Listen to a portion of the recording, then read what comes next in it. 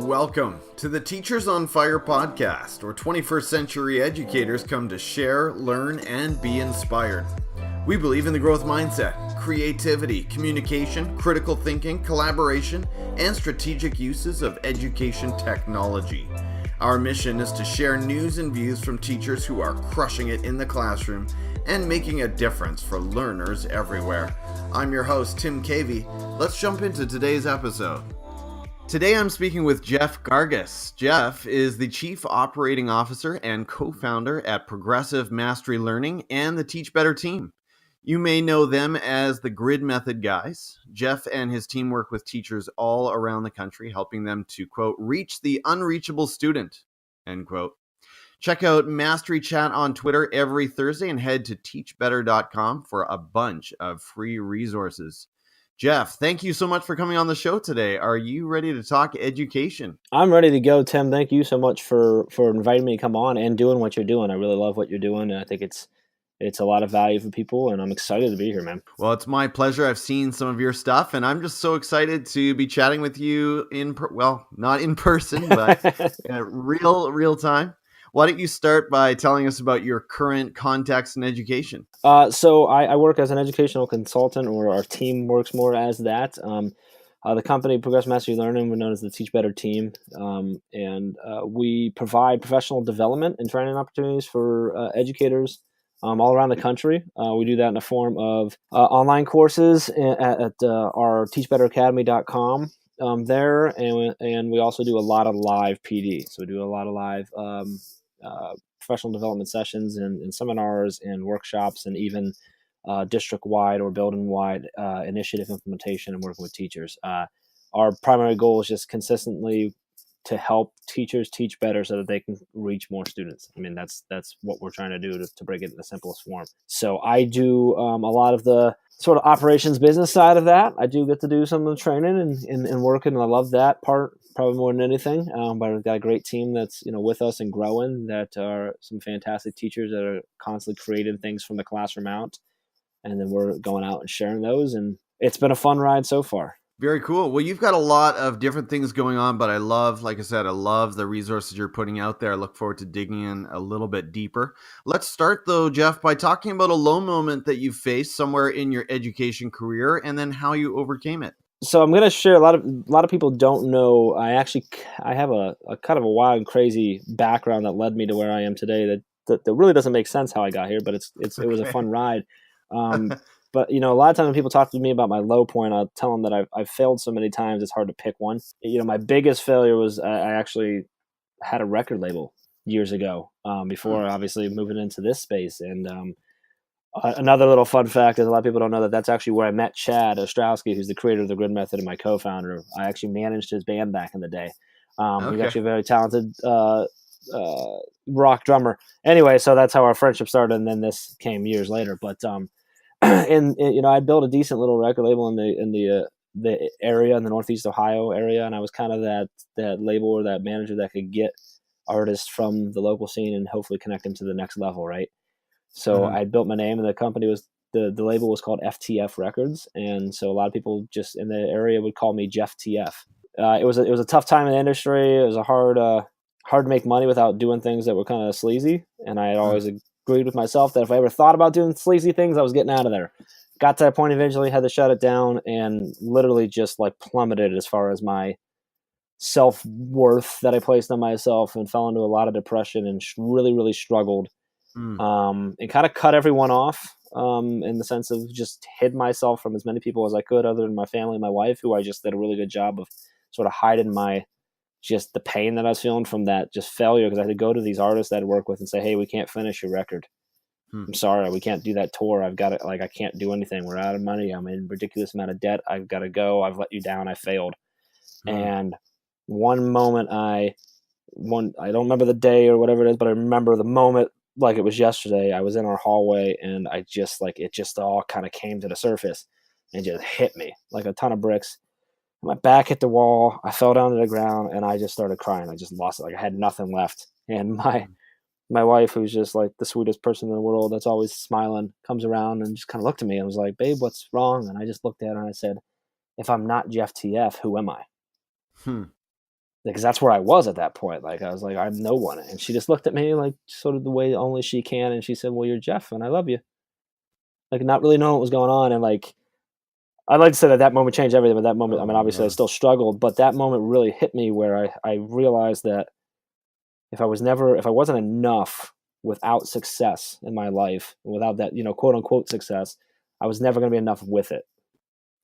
And I've carried that since then, and I've tried to put that into our team as we hit things and we run into, bring it to the education field. We work with schools, so we do business and we do a lot of things for free. We push out a lot of free content, but we make money. We have to survive. We're trying to build a life. We're trying to do things. We're trying to further our mission. And so, occasionally we talk to, districts that are big, right? And when there's big districts, there's potential for a big price tag and us to do, make a lot of money, which in our eyes gets us really excited because then that allows us to do a lot of bigger things and help more people and do stuff. And I remember early on, Chad and I having an opportunity to potentially work with a very big district. It was a good district. It was going to be just a really cool thing. And we spent, 3, 4, 5 days just like dreaming of all the things that we were going to do and all the good we were going to be able to do and all the people we wanted to hire and these teachers that we wanted to bring on and all this stuff because of this deal that we were going to work with.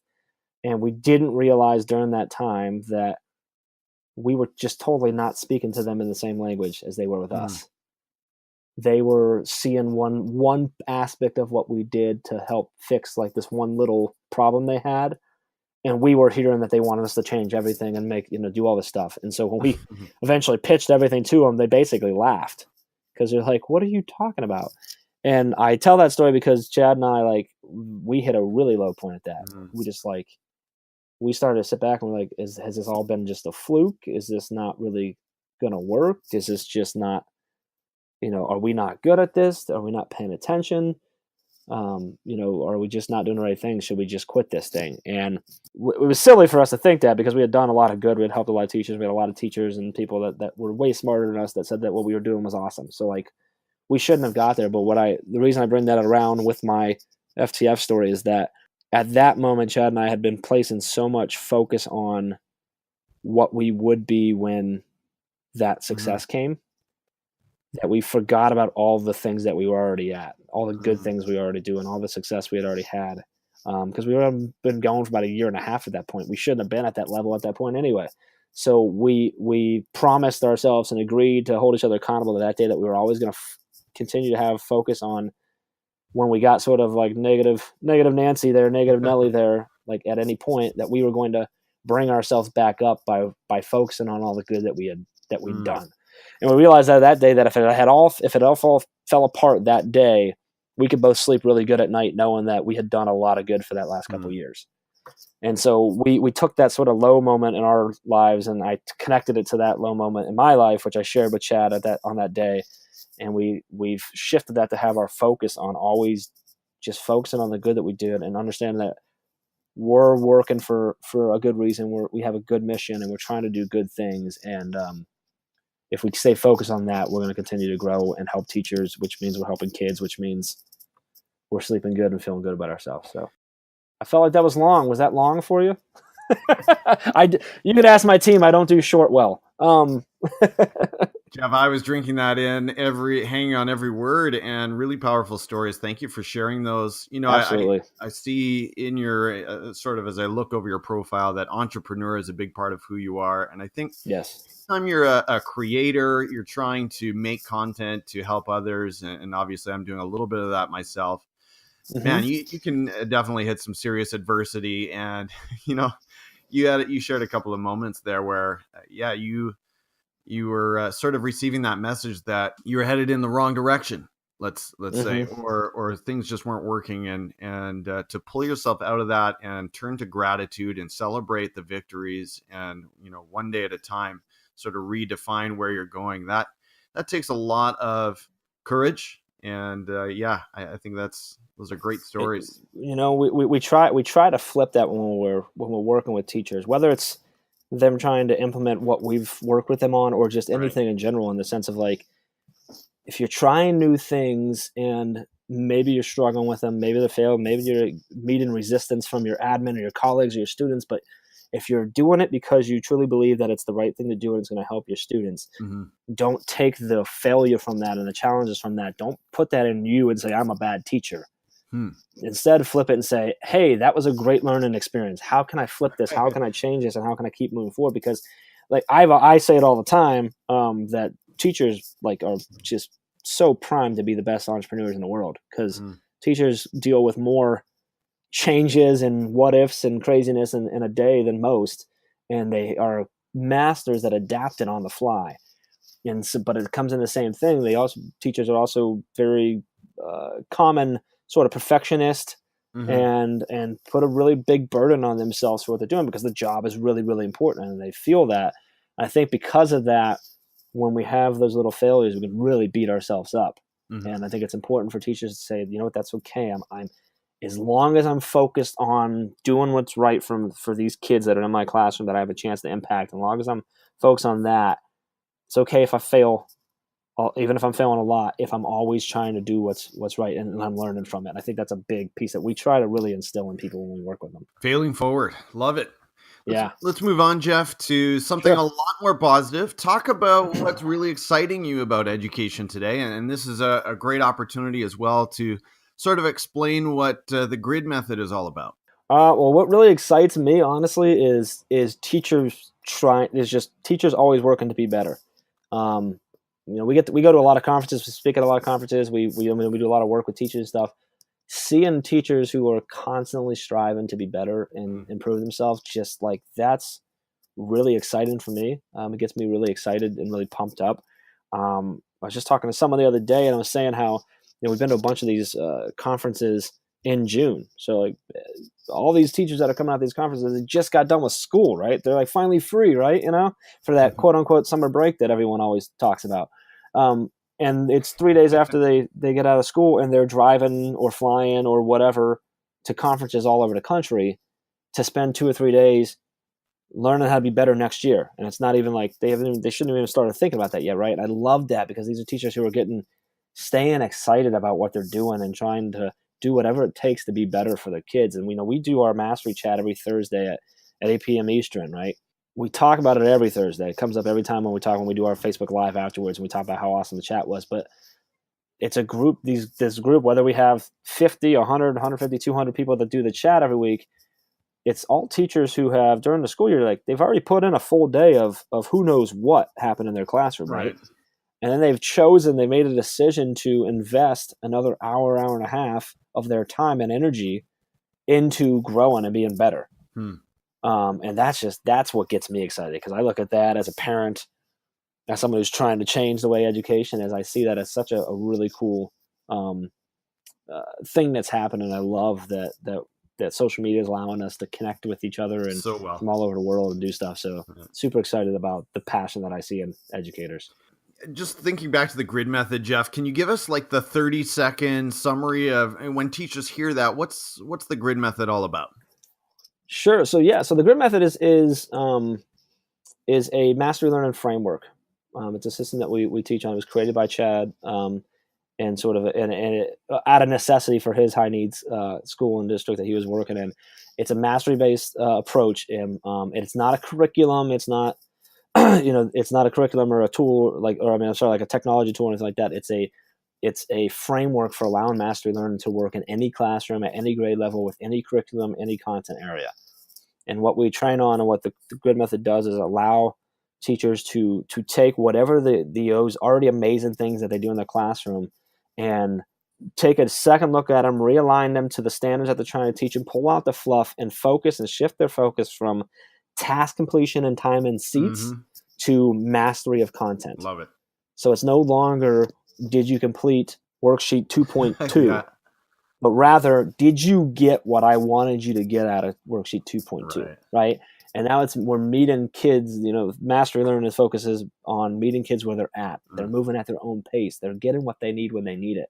And that can be tough. If you think about a room full of 30 kids moving at their own pace, that can be chaos really quick.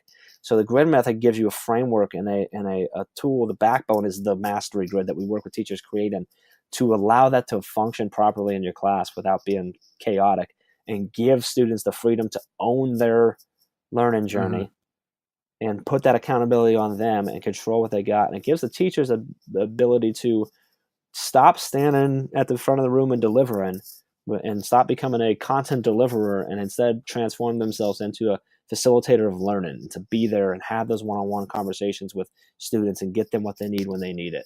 Whether they're a student that needs more time and more one-on-one time, or a student that needs to be allowed to run. And that the grid method is the thing that kind of like started our whole PML and the Teach Better team. It's grown to, we do a whole lot of training on a whole lot of other stuff too, that has grown to that. But the grid method was sort of that our Big Mac that started the whole thing, as I like to say. And so it's been really exciting to watch that grow, and the results we've seen have been phenomenal from all over the country. So we're really excited about that. We're really excited about a lot of the other stuff that's coming. We just released a new training and an online course on working with advanced and gifted learners, which is really, really awesome.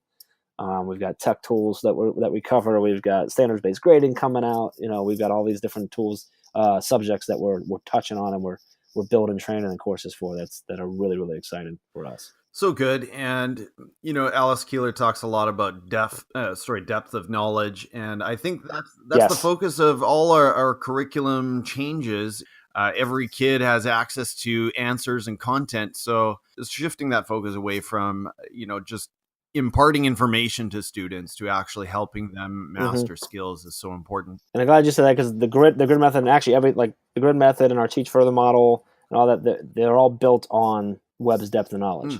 So they're focused on that. They're aligned into that. So that's a great point to touch on too. Jeff, share about a personal habit that contributes to your success. And I always say the weirder, the better. We'd love to hear what makes your day work. I use an app on my phone, actually. I love technology. I'm big on just my phone runs my life, unfortunately, but I love what I'm able to do from it. But I have an app that's called the 5-Minute Journal. Okay. And I think it costs like $5 or something like that. It was a while ago. I've been using it for years now. But it's a simple app that in the morning pops up and gives you a notification to check in. And it asks you, what are 3 things that would make today great? And you type in the 3 things that would make today great. So it could be 3 goals you're trying to accomplish, or 3 things. A lot of times one of mine is to complete my checklist and spend more time with my kids, or things of that nature. And then it asks you, my favorite part is it makes you type in your affirmations for the day. And it doesn't let you just like repeat from yesterday. You have to type it in every day. And I love it because it makes you think through those affirmations and what you're telling yourself about that day. And it kind of just gets my mindset in the right mindset where I'm at for the day, so that I can attack whatever I have to attack for the day. Then in the evening, and you set the times for it to pop up. So mine pop up at 7:30 in the morning, or I think it's 7 or something. I can't remember off the top of my head. And then mine come up about 10:30 at night. And the evening one pops up and just says, what are 3 awesome things that happened today? And then it also asks you what would have made today better. So you have a chance to reflect and say, hey, these are 3 things that were really awesome that did happen today, even though maybe I didn't feel like it was the greatest day. Here's 3 things that happened. And then reflect on, okay, what could have made today better? Maybe I could have maybe avoided that interruption that threw me off my task for a while, or maybe I could have finished that one thing, or maybe I could have, not been negative at that point or whatever. It gives you a chance to reflect on the day. I love it because it gives me that sort of get my mind right in the morning, and then sort of release my mind and reflect at night, so that I'm ready to lay down for the night and stuff. So that's one thing that I credit a lot of things to in the way that I handle my day-to-day stuff. So I love journaling. I've gotten into it a bit more in the last year, and I've already, just while you were talking there, Jeff, I've downloaded the app and I'm excited to check it out. Nice. Gives you it pops up like inspirational quotes and stuff like that too that are cool. So you can always grab those. But I love that. They've changed it a lot over the years, but I like that. Definitely worth it. Is there any connection with Tim Ferriss or no? I'm not. I want to say yes, but I'm not sure if he had anything to do with creating it or if he maybe promoted it. Okay. I'm not. I don't know. I should know that, but I don't. I don't see his name anywhere on the app. I was just curious. Yeah, I know on the app and on the site. The site's very basic. I think they do have a site. I don't even know if they still have it anymore, but I've had it for a long time, so I honestly don't remember. I'm actually thinking, as you say, I'm pretty sure it was Tim Ferriss or maybe possibly John Lee Dumas who I heard it from, and that's where I went and downloaded it. But it was several years ago that I got it. So okay, Yeah, no, like I said, I think there's so much value in just taking, and it really is just 5 minutes, right? But just to write out some of those things about, Yeah. okay, stop for a moment, think about my anxieties, think about what I'm grateful for, set some goals, and just that act, wow, it can clarify the fog so quickly. Moving into some rapid fire recommendations, Jeff. Now, you are a well-connected guy, so some of these are going to be difficult for you, but just give us one or two picks that jump out at you. All right. I'll do my best. Yeah. First of all, tell us about one education leader that we need to be following on Twitter and explain why. Can I say two? Sure. I'm going to say Ray Hewart, which is at Ray Hewart, RaeHughart. Ray is just a ridiculously awesome teacher in the classroom. She does work with us, so actually, I'm a little biased, but she created the Teach Further model, which is just a ridiculously awesome design for transforming your classroom and creating dynamic, community-driven lessons and units. The other one I gotta go with, and they're like partners in crime, but Tiffany Ott, OTT is the last name, and she's at Techie Teach Ott, and Tiffany's just amazing in so many different ways. But big user, a huge advocate for tech education and working with gifted and advanced learners, and just connecting people and being super passionate. Both of these women are the type of teachers who jump out of bed every morning just ridiculously excited about the fact that they get to go teach, and I love that. So definitely follow both. That was not very rapid fire. I'm going to do better on this next one. Go. No. You're doing really well. Point us to an edtech tool, Jeff, that you currently love using in your work.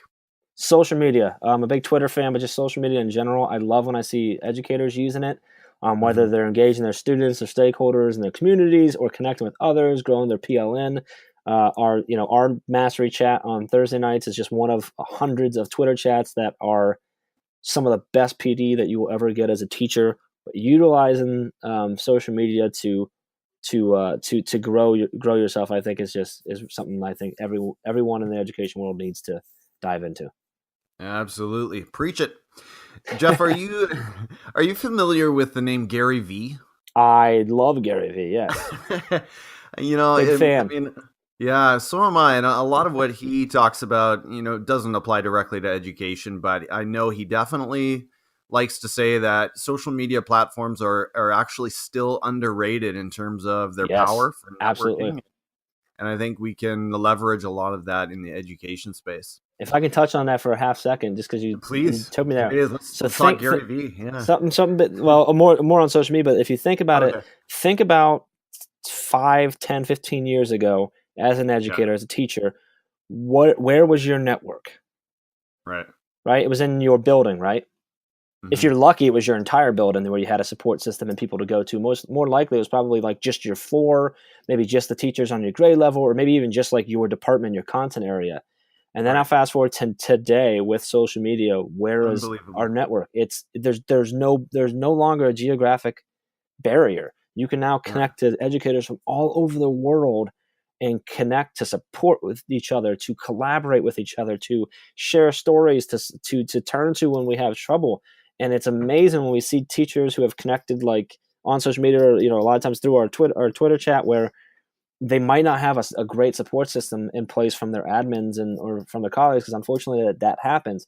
But they have the support system from someone who lives 15 states away or in another country who gets it, and who they speak sort of the same language, and they get passionate about things. And like that just gets me just jacked up, like really pumped about it when we have people like that make those connections. I love that. And so I'm a huge advocate for the social media. Like, get out there. You can just build your network, and when you build your network, you increase your support system. You increase your opportunities to do things, to grow things, and to experience things. And honestly, you're going to increase your education and your personal growth. So that was my little extra. Yeah, it frustrates me sometimes on a personal level when I meet teachers who aren't connected to Twitter, and I just think, dude, do you realize how much you're missing out on? Like, no kidding. What are you doing? Next, recommend a book, one that you've been reading lately, or maybe one of your all-time faves, and tell us why you recommend it. So my all-time fave is definitely The Go-Giver. So if you haven't read The Go-Giver, go get The Go-Giver. It's a short read that'll change your life. But one right now that I'm really excited about is from my good friend Tara Martin, who is at Tara Martin EDU. Her book is Be Real, Educate from the Heart. Tara is just like she's I use the word awesome a lot, but she's just awesome. She educates. She's always taught from the heart, and she literally wears her heart and everything else about her on her sleeve. What you see is what you get, and she's doing some really awesome things. If you don't know Tara, she's the one who created the book snaps using Snapchat to highlight books and stuff. So if you hashtag book snaps, you'll find her. But she's with the Dave Burgess crew over there. So really good book. They just released it a week ago or 2 weeks ago. So it was their 51st book, which is awesome for Dave and Shelley and that whole team over there, by the way. Like, that's just amazing. So oh, it's so amazing. And yeah, I'm actually way behind in the game. I'm just halfway through Teach Like a Pirate right now. But well, I don't know how you like. I've all books that I read a lot. I'm a big reader. I'm not a big reader in like novels and things of that nature. I'm a big reader in like self-help and business and motivation and that type of stuff. And I usually have like 6, 7, 8, 9, 10 different books that I'm like going through at the same time. Because I don't usually sit and read a whole book. I'll read a little bit. And I'm like, oh, that's great. Like, and then I pick up another one. I'm like, oh, that was a great point too. And I kind of all combine it. So I always have like bookmarks all over the place in my book. So I've got Teach Like a Pirate's one that I'm like almost done with, but I always go somewhere else too and stuff. So that's just how I read. But yeah, absolutely. Jeff, I know you're into podcasts because you are in the tech space. So recommend a podcast that helps those miles go by on your commutes. I'm going to give sort of a plug to Jacob Chastain, who has the Teach Me Teacher podcast, which is a similar format to what you do here, which I love because I think we need more. We need as much sharing as we can.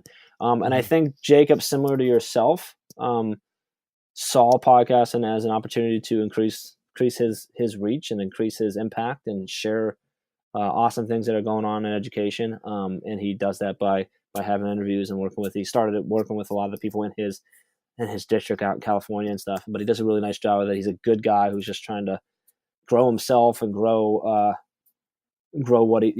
education and help people and stuff. So, and then I can I shamelessly plug something? Do it. So we're actually, our team's working on a soon to launch podcast as well. It's going to be coming out in late August as well. So we're excited about that. I'm going to wait. I won't mention the name. I'll let that come later. But so we're super excited about that. And then I've always been a huge fan. I love yours is Teacher on Fire. I've always been a huge fan of Entrepreneur on Fire with John Lee Dumas.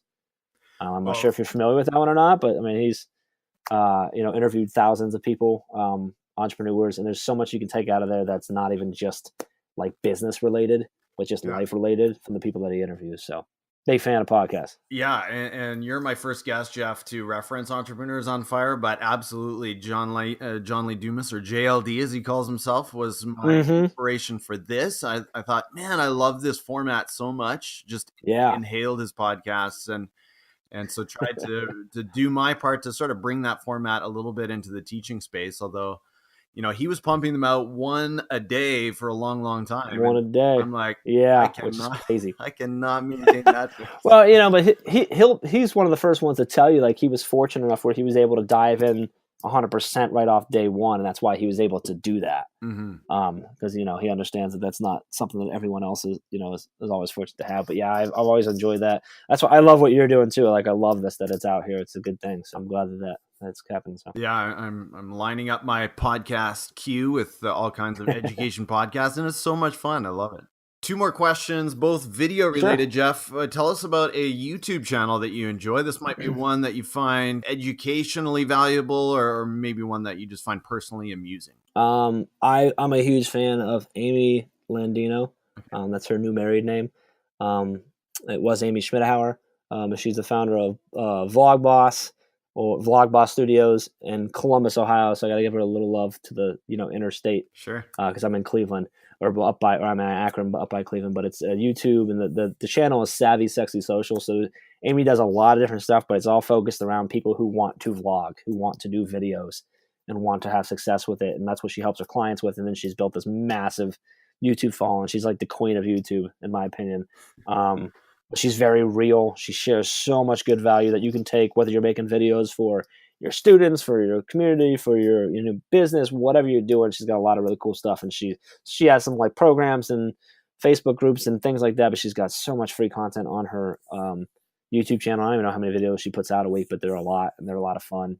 So I definitely recommend her as a way to look. All right. I'm actually looking forward to checking out her stuff. I'm familiar with a few of the big vloggers, Casey Neistat being one, but always interested to see who else is putting out quality content in the vlog space. And then last question, Jeff, what are you watching on Netflix right now? I've been sort of hooked on Blue Bloods for a while. I've always been a big Tom Selleck fan, so good show. I like the back and forth and the family aspect of that. But I just started the new season of Luke Cage because I was waiting for that. So that's definitely my binge right now. Luke Cage, yes. I'm actually not a superheroes genre kind of guy, but for some reason I like that show. So yeah, like you. It's well done. I really like it. I love they do a lot of crossovers with Daredevil and Jessica and stuff. Like they have all those different things. So it's a cool. I like it. I like how Netflix is doing that. Jeff, I have to say I've been a little bit starstruck just chatting with you today. Thank you so much for sharing your day with us and with the listeners. What are the best ways for people to follow you and get to know your content a little bit better? Well, they can always go over to teachbetter.com, to our site. Our academy is teachbetteracademy.com. To connect with me personally, the best place to go is Twitter. I'm just at Jeff Gargas, JEFFGARGAS. You can follow our team at The Grid Method. I am on Instagram at _Jeff Gargas, although honestly I don't do as well on Instagram as I should. But I'm usually in the Twitter space. You can also just search for me and find my LinkedIn. I'm always cool connecting there. And then we're on Facebook at The Grid Method as well. We have a really nice private community and a private group there. If you just search The Grid Method on Facebook, it'll be one of the ones that comes up. We have a lot of educators in there sharing, connecting, collaborating. It's awesome. But best place for me, reach out on Twitter. Let's follow each other. Let's engage. Let's get to know each other. Well, that's what we did a little bit here. And thanks again, Jeff. Have a wonderful summer and look forward to seeing more from you on Twitter and in all the platforms where you're putting out great content for teachers. Absolutely. I really appreciate bringing me on. It was an honor. Truly appreciate it and love what you're doing. So don't just keep it up. Love it. All right. Thanks, Jeff. Take care, man. You too. Thanks for listening to this episode of Teachers on Fire, where teachers come to share, learn, and be inspired. Please subscribe to the podcast, leave us a review on iTunes, and follow us on Twitter at Teachers on Fire. I'm your host, Tim Cavey, saying goodbye for now, and we'll catch you next time, right here on the Teachers on Fire podcast.